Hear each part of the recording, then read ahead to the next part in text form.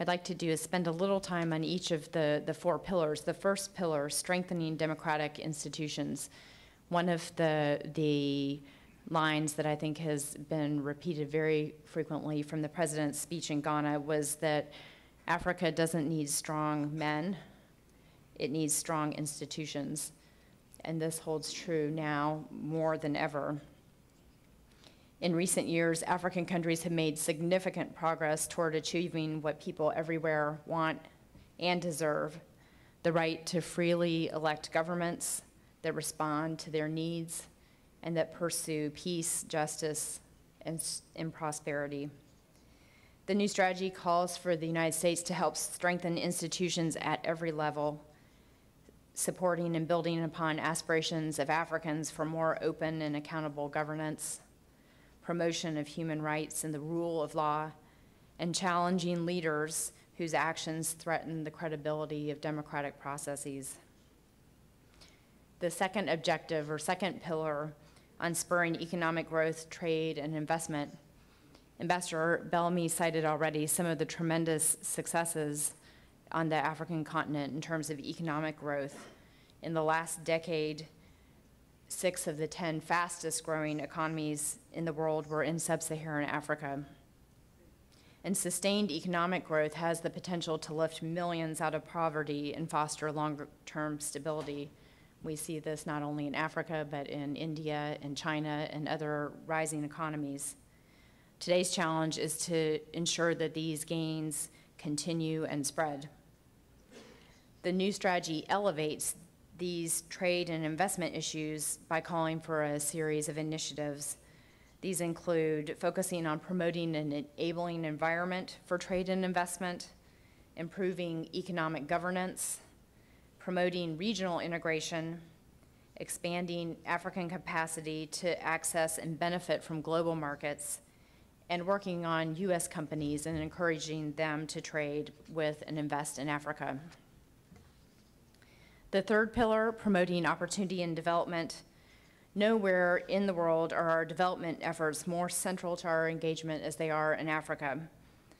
An additional presidential policy directive in 2010 focused on global development and laid the foundation for new approaches to development, focusing on sustainable development outcomes. Some of the initiatives that flowed from that, the Global Health Initiative, Feed the Future, New Alliance for Food Security and Nutrition, these continue to be heavily weighted towards Africa. And in addition, 2 of the 4 Partnership for Growth countries are in Africa, Ghana and Tanzania, underscoring U.S. commitment to the continent and its potential. The final pillar, and I'd like to spend a little more time here given your interests and the focus of the Senior Leaders Seminar, advancing peace and security. And clearly this is a primary area of emphasis and focus for U.S. Department of Defense. African states are taking the lead on security issues on the continent, and we want to deepen our security partnership with African countries and regional organizations to meet basic security needs of its people.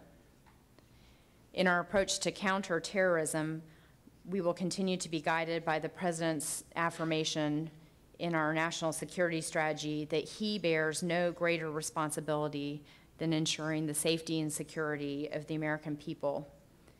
And we will concentrate our efforts on disrupting, dismantling, and eventually defeating al-Qaeda and its affiliates and adherents in Africa and elsewhere.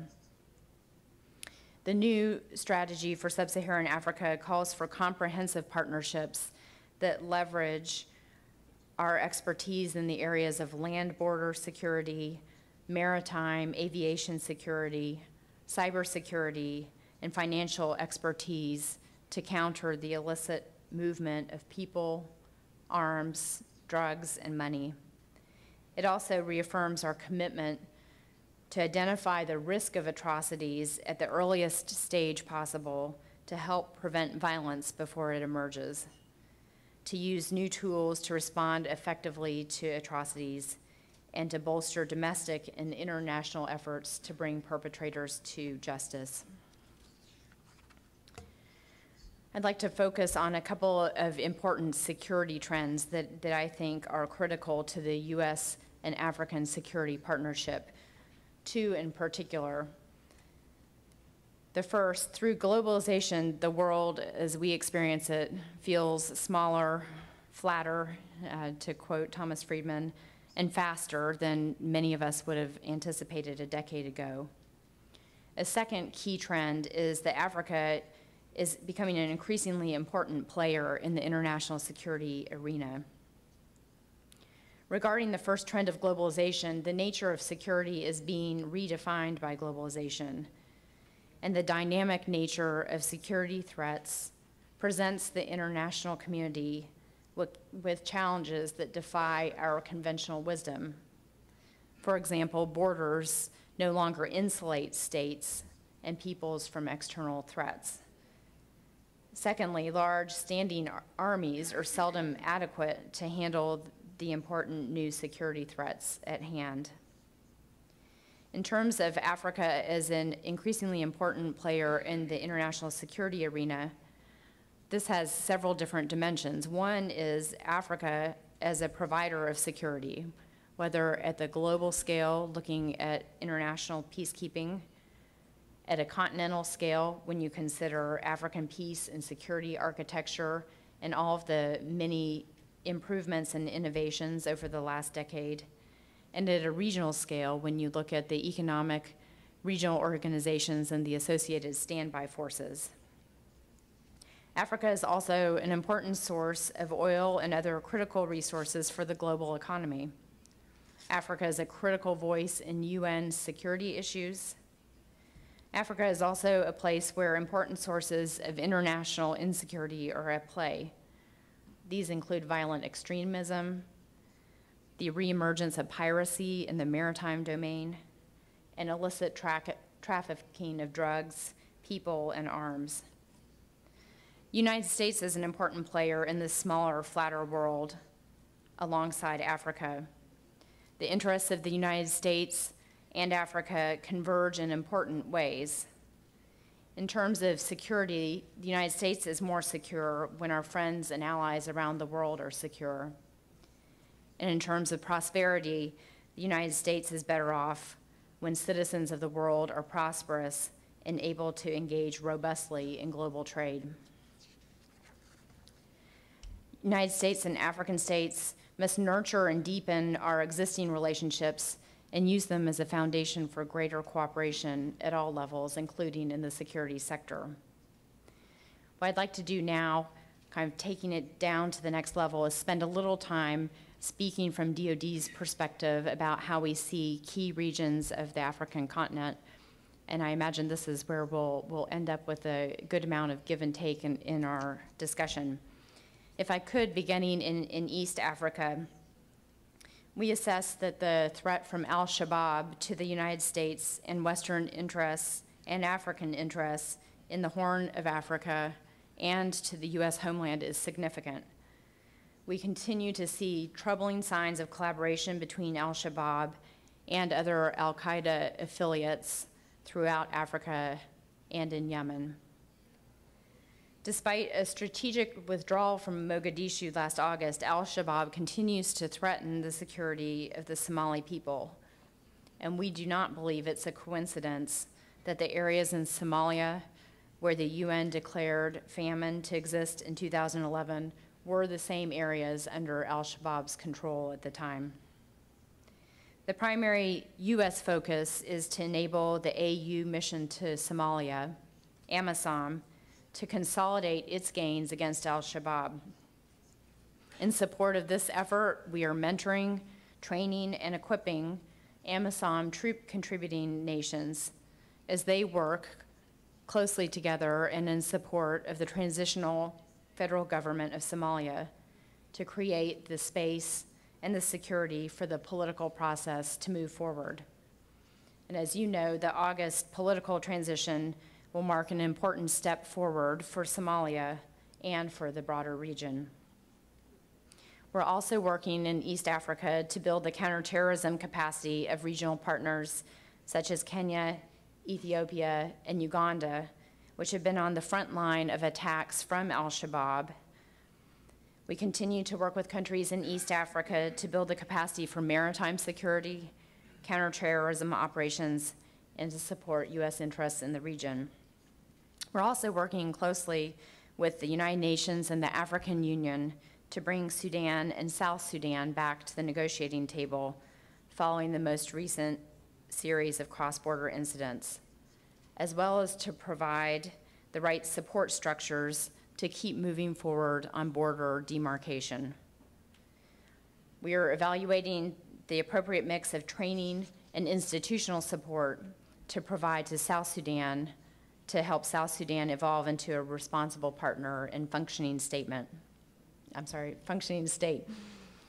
Moving to North Africa, of all of the regions, the North has probably seen some of the biggest and most inspirational changes in the last year. Our focus now is on forging relationships with those new governments, encouraging those that weathered the Arab Spring to make positive reforms toward greater democracy and transparency.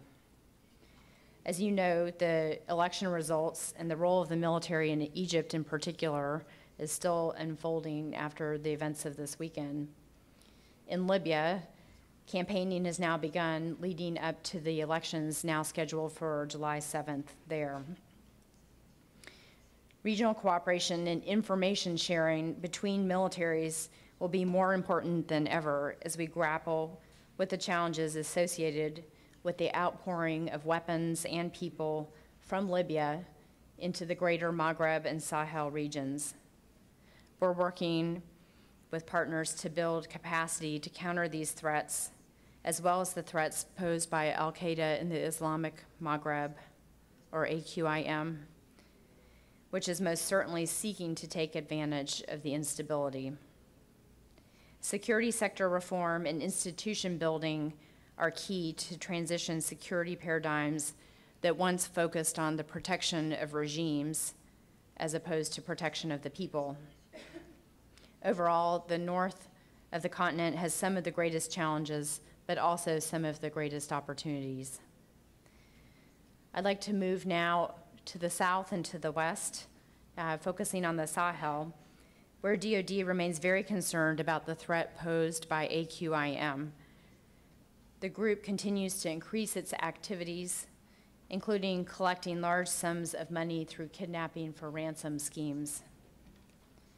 As I mentioned earlier, the breakdown in security in Libya has generated a significant flow of militants and weapons and has decreased legitimate cross-border traffic at a time of great economic fragility and turbulence.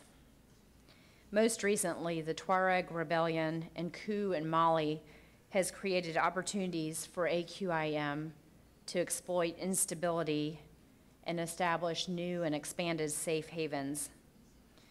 DoD is closely watching what this will mean for the stability of the region and the ability of AQIM to target partner and U.S. interests. The Trans-Sahara Counterterrorism Partnership is a State Department-led interagency framework that we are using to coordinate U.S. efforts to address the threat of AQIM. And Department of Defense is working closely with State Department as well as 10 partner countries to build a regional capacity to combat AQIM. In Nigeria, the group known as Boko Haram is another source of increasing concern. Attacks associated with Boko Haram have grown dramatically in number, range, sophistication, and lethality over the last year. While DoD has a role to play in helping build the capacity of the Nigerian military, much of the effort required to defuse Boko Haram must focus on addressing underlying socioeconomic, political, developmental, and governance challenges that Nigeria faces. Moving to Central Africa, as you certainly know, last fall, President Obama authorized approximately 100 U.S. military personnel to deploy to the region affected by the Lord's Resistance Army to enhance the capacity of national militaries pursuing the LRA and seeking to protect local populations. U.S. advisors are now working with these forces to strengthen information sharing, synchronization, to enhance operational planning, and increase overall effectiveness. Our partners in this regard include Uganda, DRC, Central African Republic, and South Sudan. Regional governments clearly have the lead in the effort to counter the LRA. They're the ones who are ultimately responsible for ending the LRA threat and protecting local communities. And the United States is seeking to help them in these responsibilities. The military efforts are only one part of a broader strategy, and the U.S. is pursuing a comprehensive and multifaceted strategy to help governments and people in the region to end the threat posed by the LRA and to address the impacts of the LRA's atrocities. The small teams of U.S. military advisors now present with forward deployed Ugandan military forces and national military forces in field locations are in LRA-affected areas. At these locations, the advisors have made progress in strengthening the relationships between military officials and local civilian officials and other organizations, enhancing information sharing and synchronization, and helping with training and planning. In Democratic Republic of the Congo, U.S. advisors at the MONUSCO Joint Intelligence Operations Center are supporting MONUSCO efforts, as well as the FARDCs, to plan joint operations in LRA-affected areas. We're satisfied with the progress of the deployment to date. The advisors have established a good working relationship and foundation with partner militaries, and President Obama announced at the end of April that the United States will continue the deployment. If I could shift to Southern Africa. In Southern Africa, a priority for Department of Defense is working with the South African development community as a region on exercises such as Southern Accord, on piracy-related activities, and humanitarian assistance and disaster relief training. On regional relationships, you've certainly picked up on the remarks thus far, a very common underlying theme throughout, which is the importance that we see of regional relationships and cooperation. Going forward, we hope to increase our engagement with the AU regional economic communities to strengthen the capacity of the African standby brigades and ensure regional ownership in peacekeeping and other political and security issues. If I could briefly sum up, guided by our new USG strategy, I look forward to continued engagement with all of our African partners in working on the security issues of today and on seeking to anticipate and prevent, where possible, those of the future. Our host and our venue today, the African Center for Strategic Studies, is evidence of our continuing commitment to building enduring relationships with Africa, as well as our desire for two-way dialogue and the exchange of ideas, insights, and experiences. I thank you, and I look forward to dialogue and questions and answers. Thank you.